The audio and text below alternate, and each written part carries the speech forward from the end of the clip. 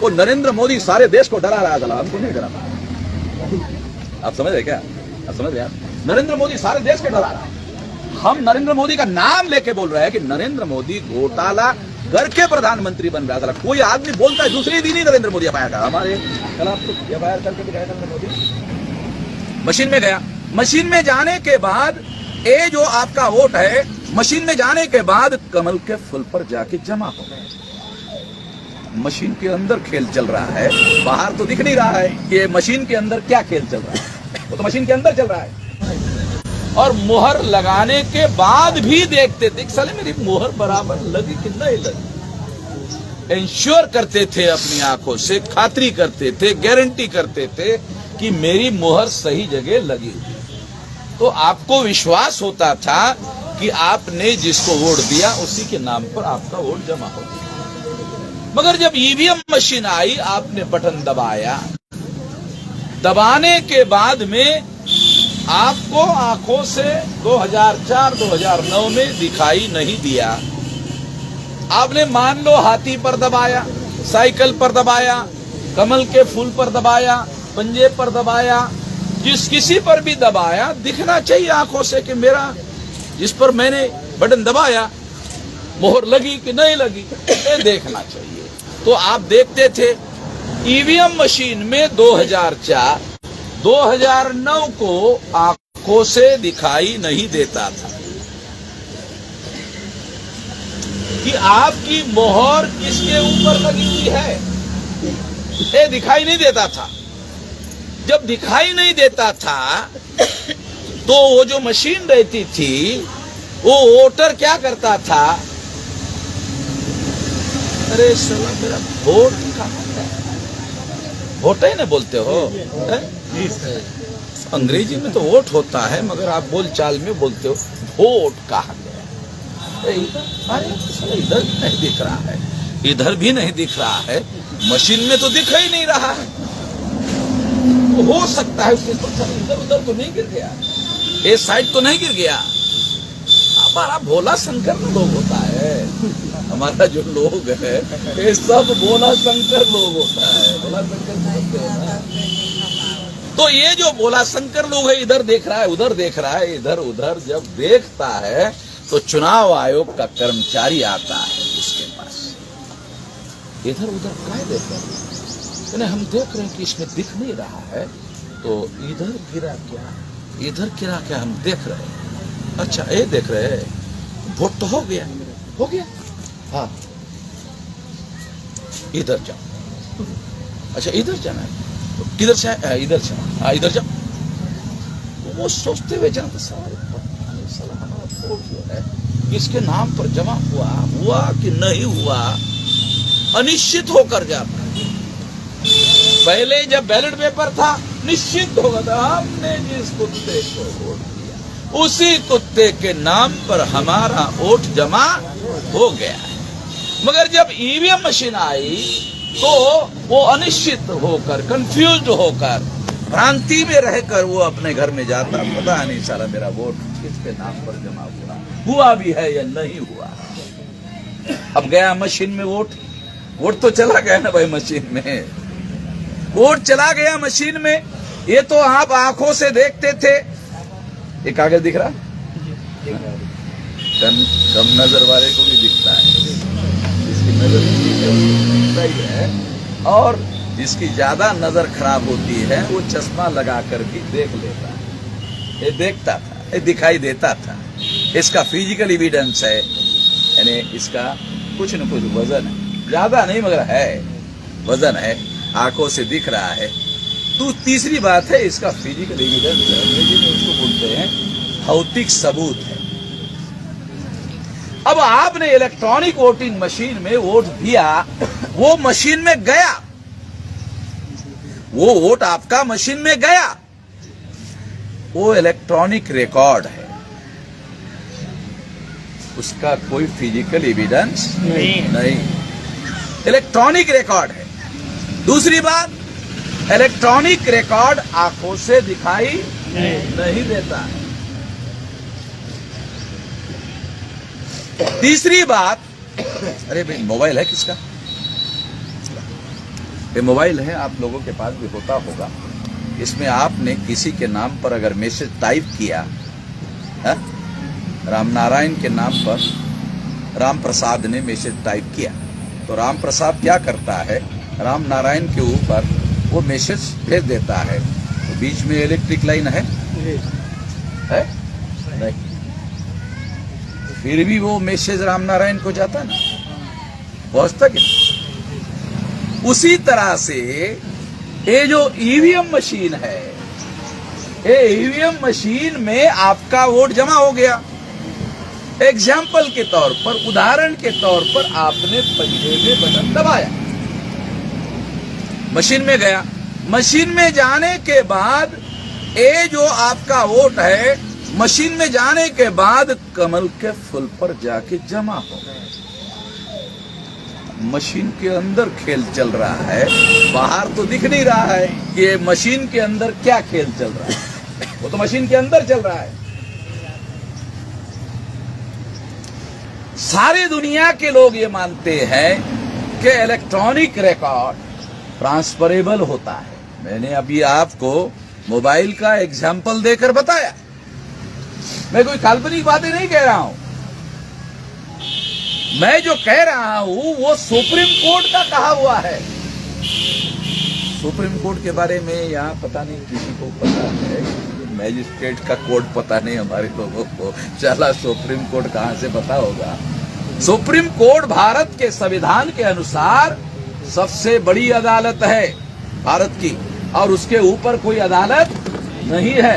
और वहां बैठने वाले जो जज हैं वो बड़े पंडित और विद्वान लोग होते हैं, और बहुत बड़े बड़े उस्ताद वकील जो है वहां आर्गुमेंट करते हैं सुप्रीम कोर्ट में। उस सुप्रीम कोर्ट में चुनाव आयोग जो बाहर कहता था कि ईवीएम में कोई घोटाला नहीं होता है, सुप्रीम कोर्ट ने कहा अरे बाहर काहे को कह रहे,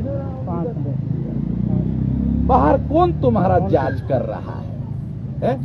मान लो चुनाव आयोग ने अखबार में बयान दिया कि ईवीएम में घोटाला नहीं होता, तो अखबार वाला जांच कर रहा है, टीवी में बयान दे रहा है, वो जांच कर रहा है, टीवी वाला नहीं कर रहा है। तो कोर्ट ने क्या कहा, अरे उधर बस बयान, सुप्रीम कोर्ट ने आदेश निकाला, चुनाव आयोग को नोटिस इशू किया कि ईवीएम मशीन निर्दोष है, ईमानदार है या बेईमान है, ये हम डिसाइड करेंगे, अभी निर्दोष नहीं है, आओ इधर आओ। और चुनाव आयोग ने अपने वकील को भेजा, वकील की बात को सुप्रीम कोर्ट ने सुना, सुनने के बाद सुप्रीम कोर्ट ने कहा नहीं, तुम्हारा जो ईवीएम मशीन है ये फ्री फेयर ट्रांसपेरेंट नहीं करवाता है, फ्री यानी ये भ्रष्टाचार मुक्त चुनाव नहीं करवा सकता, फेयर यानी निष्पक्ष नहीं करवा सकता, फेयर यानी ट्रांसपेरेंट नहीं करवा सकता, क्योंकि बैलेट पेपर में वोट डालने के बाद आंखों से दिखता था, आपके ईवीएम मशीन में आंखों से दिखाई नहीं देता है, इसलिए ये मशीन ट्रांसपेरेंट पारदर्शी नहीं। ये निर्णय सुप्रीम कोर्ट का दिया हुआ है, सुप्रीम कोर्ट ने जांच किया, जांच करने के बाद सुप्रीम कोर्ट ने कहा, इसका मतलब यह है कि जांच करने के बाद इस मशीन को गलत घोषित किया। ये फैसला सुप्रीम कोर्ट ने दिया। फिर सुप्रीम कोर्ट ने उसी फैसले में दूसरा और एक फैसला दिया कि ये घोटाला हो रहा है, इसको रोकना होगा, इसको रोकने के लिए एक और मशीन लगाने का हम आदेश दे रहे हैं। उस मशीन का नाम सुप्रीम कोर्ट के जजमेंट में लिखा paper trail machine. Paper trail machine क्या है? देखो, एक तो आपको मैंने कागज वाला तो समझा, अब ईवीएम मशीन के बारे में आपको समझाया कि आंखों से दिखाई नहीं देता है, ईवीएम के अंदर जाता है, जाने के बाद दूसरे के नाम पर ट्रांसफर किया जा सकता है। मोबाइल का एग्जाम्पल देकर आपको बताया। अब तीसरा आ गया पेपर ट्रेल, तीसरा मशीन। पेपर ट्रेल मशीन आने के बाद क्या हुआ? 2014 में आया, फिर आपने बटन दबाया, 2004 में दबाया, दिखाई नहीं दिया था, 2009 में आया था, दिखाई नहीं दिया था। 2014 में जब मशीन लगाया तो बटन दबाने के बाद आंखों से दिखाई दिया। आगे समझ लो, तारीखों के साथ बोल रहा हूं। 2004 में दिखाई नहीं दिया, 2009 में दिखाई नहीं दिया, 2014 में दिखाई दिया। और इसके सारे के सारे हमारे पास डॉक्यूमेंट्री एविडेंस है। अरे खड़े मेरा वो फाइल लेके आ, सुप्रीम कोर्ट के जजमेंट वाला फाइल लेके आओ। ये देहात के लोगों को थोड़ा बहुत सुप्रीम कोर्ट का भी मालूम होना चाहिए। हमारे गरीब लोग हैं तो बिल्कुल भी पता है।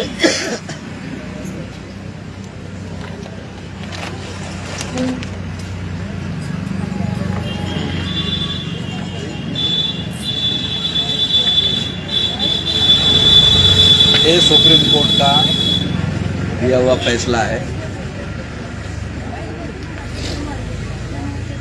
तो ये सुप्रीम कोर्ट का दिया हुआ फैसला मैं आपको क्यों बता रहा हूँ, क्योंकि इसमें से कुछ लोगों को लगता होगा कि अरे ऐसे लोग बहुत आते रहते हैं।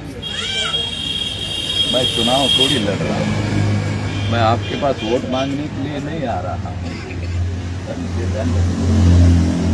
मैं तो ये लोकतंत्र की हत्या हो गई, आपके अधिकार का सत्यानाश हो गया, आपके चोरी हो गई, आपका अधिकार समाप्त कर दिया। आपको जगाने के लिए आया हूँ, इसलिए आपको तथ्य के साथ ये बता रहा हूँ। और ये 365 दिन चलेगा, ये 674 जिले में चलेगा। ये सारे देश भर में मैं जा रहा हूँ, एक जगह नहीं जा रहा हूँ। आपके यहाँ आया तो एक जगह नहीं जा रहा हूँ, ये 674 जिले, 714 जिले हैं देश में, उसमें से 674 जिलों में जा रहा हूँ। क्योंकि नॉर्थ ईस्ट रीजन में जो आसाम है, मेघालय है, मिजोरम है, उधर जंगली एरिया है, वहाँ हमारा जाना संभव नहीं हो रहा है। तो इस तरह से ये जो सुप्रीम कोर्ट का जजमेंट है, सुप्रीम कोर्ट का निर्णय है, ये काल्पनिक बातें नहीं है। तो ये सुप्रीम कोर्ट का निर्णय है। तो सुप्रीम कोर्ट ने फ्री फेयर एंड ट्रांसपेरेंट के तहत ये पेपर ट्रेल मशीन लगाया। पेपर ट्रेल मशीन लगाने के बाद में अब आपको दिखाई दिया कि आपका वोट बटन जो है, आपने मान लो हाथी पर दबाया, पंजा पर दबाया, कमल के फूल पर दबाया या साइकिल पर दबाया तो आंखों से दिखाई दिया। दिखाई देने के बाद में वो आपका वोट उसी ईवीएम मशीन में चला गया। दिखाई तो दिया कि आपका वोट जिसने आपको बटन दबाया उसी के नाम पर टप्पा लग गया, मोहर लग गई है, तो दिखाई तो दिया। देने के बाद वो वोट चला गया मशीन, ईवीएम मशीन। तो मशीन तो चोरी करने का धंधा उसका पुराना चालू है। वो उसमें कोई उसका, क्योंकि उसका काम धंधा बनाया गया है कि हाँ भाई आपको चोरी करना है। वो तो मशीन में गया। तो मशीन में जाने के बाद में मशीन तो अपना काम करेगी कि कमल के फूल का वोट जो है पंजे पर ट्रांसफर कर देगी, पंजे का हाथी पर, हाथी का साइकिल पर। मैं उसका धंधा है तो वो अपना धंधा तो करते रहेंगे। तो इस तरह से जाने के बाद में समाजवादी पार्टी का आदमी चुनाव जीतने वाला था, हार गया। जीतने वाला था यादव जी, यादव जी जीतने वाला था, हार गया। यादव जी को लगा अरे हम कैसे हार सकते भाई, हम तो जीतने वाले, हम तो चुनाव लड़ने से पहले ना हम बोल रहे हम ही जीतेंगे और दूसरा कोई जीतेगा नहीं, कैसे हार गए हम लोग। कहा कि ये भी हमने कोई गड़बड़ी किया। और इस बात को लेकर सुप्रीम कोर्ट ने ऑर्डर दिया कि ये जो पेपर ट्रेल मशीन वोट डालने के बाद में आंखों से दिखाई देता है और 7 सेकंड वो रुकता है, 7 सेकंड के बाद में वो कागज का टुकड़ा जिस पर आपने मोहर लगाया वो कट कर बैलेट बॉक्स में गिर जाता है। तो यादव जी चुनाव जीतने वाले थे, हार गए। तो यादव जी ने क्या किया कि नहीं ईवीएम का रिजल्ट हमें मंजूर नहीं है, ये जो कागज का टुकड़ा कट कर गिर गया है उसकी गिनती, पेपर ट्रेल की गिनती, कागज की गिनती हमें चाहिए। तो कोर्ट ने ऑर्डर दिया हुआ है कागज की गिनती करना, वो भी ऑर्डर है उसी। तो कागज की गिनती हुई, होने के बाद क्या हुआ, जो समाजवादी पार्टी का यादव जी हार गया था वो कागज के टुकड़े में जीत गया, ईवीएम में हार गया था। क्यों? तो ईवीएम का धंधा ना है चोरी करने का। यादव जी का वोट चुरा लिया था, आंखों से दिखाई नहीं देता था, वो पकड़ा कैसे जाए ये समस्या सुप्रीम कोर्ट के पास थी कि इसको पकड़ा कैसे जाए। तो पेपर ट्रेल में जो कागज का वोट गिरता है उस वोट की रिकाउंटिंग करने से वो चोरी पकड़ी जा सकती है। चोरी पकड़ने के लिए सुप्रीम कोर्ट ने पेपर ट्रेल मशीन लगाया। अब देखो, अब दो मशीन हो गया। ईवीएम मशीन का नाम अंग्रेजी है ईवीएम, उसका नाम हमको आपको साधारण बताते हैं, साधारण समझ में आ गया। ईवीएम मशीन का नाम चोरी करने वाली मशीन, घोटाला करने वाली मशीन। अब आ गया समझ? ईवीएम नहीं समझ में आएगा, जैसे ही आप सोचोगे घोटाला करने वाली, इमीडिएट समझ में आ गया। हो गया एक। दूसरा, paper trail machine supreme court ने लगाया तो क्या करती है वो? घोटाला पकड़ती है, तो उसका नाम रखा हमने घोटाला पकड़ने वाली मशीन। अब दो मशीन मोड में रहेंगे आप। और ये मशीन जो है, ये मशीन घोटाला पकड़ने का काम करती है। इस वजह से यादव जी जो ईवीएम से हार गए थे वो पेपर ट्रेल से चुनाव जीत गए। तो चोरी पकड़ी गई, ईवीएम मशीन की चोरी पकड़ी गई। इस तरह से सुप्रीम कोर्ट ने ईवीएम के घोटाले से फेयर एंड ट्रांसपेरेंट चुनाव करवाने के लिए पेपर ट्रेल मशीन लगवाई। 2004 में चुनाव आयोग ने, सुप्रीम कोर्ट ने आदेश दिया, चुनाव आयोग ने नहीं लगाया। सुप्रीम कोर्ट ने आदेश दिया, 14 को नहीं लगाया, 15 को नहीं लगाया, 16 को नहीं लगाया, तो हम सुप्रीम कोर्ट गए। हमने सुप्रीम कोर्ट को कहा आपका आदेश लागू ही नहीं किया, ये कोई मजिस्ट्रेट साला तहसील वाला आदेश है, ये सुप्रीम कोर्ट का आदेश है। आपके पास जो आदेश अमल नहीं करेगा उसको जेल में भेजने का अधिकार है। आपका आदेश अमल में नहीं लाया, हम सुप्रीम कोर्ट में गए। सुप्रीम कोर्ट में 2016 को गए, 24 अप्रैल 2017 को सुप्रीम कोर्ट ने हमारे फेवर में निर्णय दिया। फिर भी दिखाते थोड़ा सा हमारे लोगों को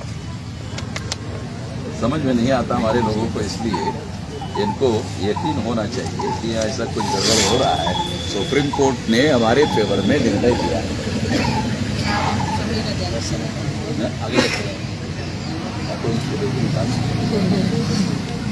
आधा ज्ञान बड़ा खतरनाक होता है। तो ये सुप्रीम कोर्ट ने निर्णय दिया हमारे फेवर में कि 2019 के चुनाव में 100% पेपर ट्रेल मशीन लगाना होगा, यानी घोटाला पकड़ने वाली मशीन लगाना होगा।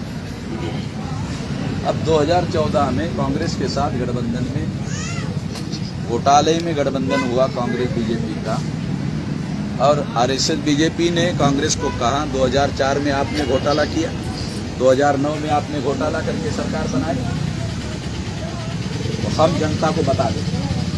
कांग्रेस ने कहा जनता को मत बताओ, ये हमारा घर जला देगा कांग्रेस वाले का, इसको आप मत बोलो। कहा क्यों नहीं बोलेंगे? ये 2 बार हमने घोटाला किया, 2 बार तब तो चुप रहोगे? तो आरएसएस ना, वो भी फायदा होना चाहिए।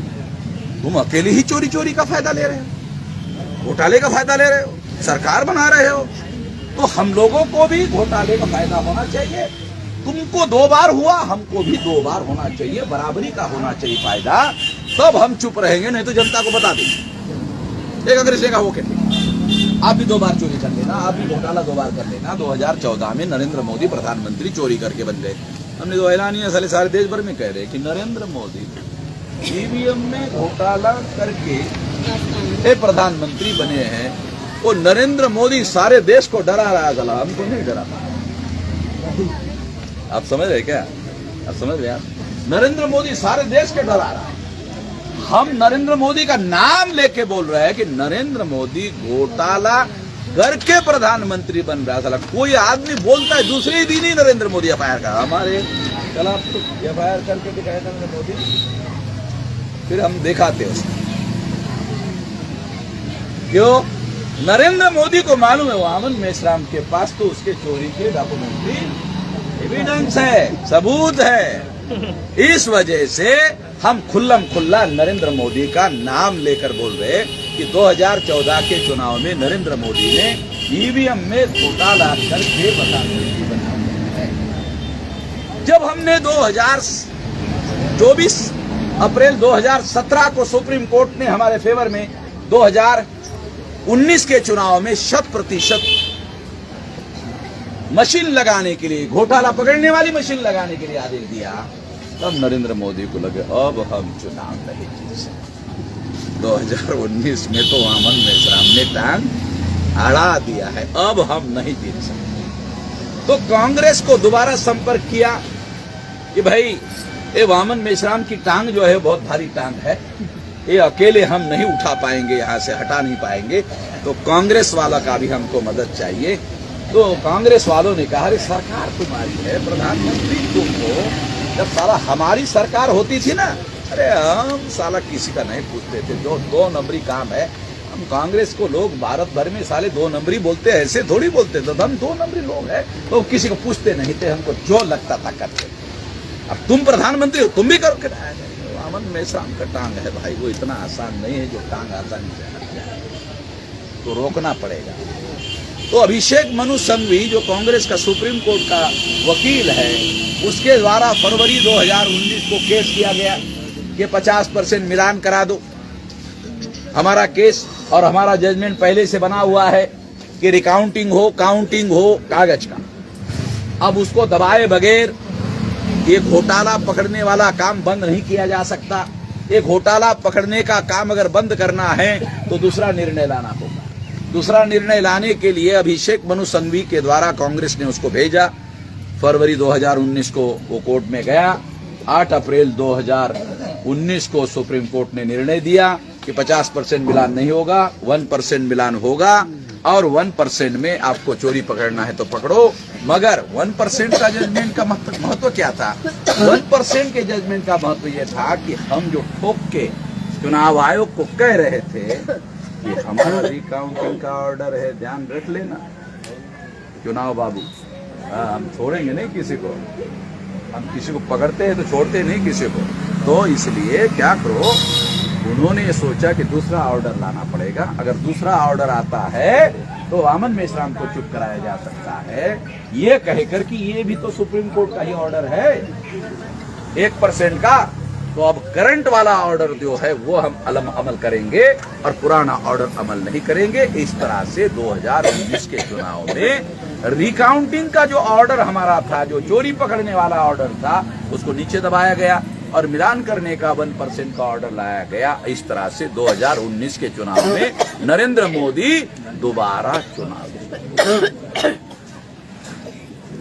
दोबारा घोटाले से नरेंद्र मोदी चुनाव प्रधानमंत्री, अब तीसरी बार बनना चाहता है। तो तीसरी बार के पहले ही मैं मैदान में लोगों को जगाने के लिए कि इन बदमाशों से आप लोगों को सावधान रहना होगा और इसका जनता को चाहिए कोई न कोई विकल्प ढूंढे। यदि आप घोटाले से बने हुए प्रधानमंत्री बनेंगे तो न आपके महंगाई की तरफ कोई ध्यान देगा, न कोई बेरोजगारी की तरफ कोई ध्यान देगा, क्योंकि उसको क्या लगे अरे आपका वोट न थोड़ी हमको चाहिए, आप थोड़ी हमको चुन रहे, तो ईवीएम चुन रहा है तो हम ईवीएम माता की ना पूजा करेंगे, आपकी थोड़ी नमस्कार करेंगे। आपको खुश करने के बजाय ईवीएम को खुश करेंगे, आपको थोड़ी खुश करेंगे।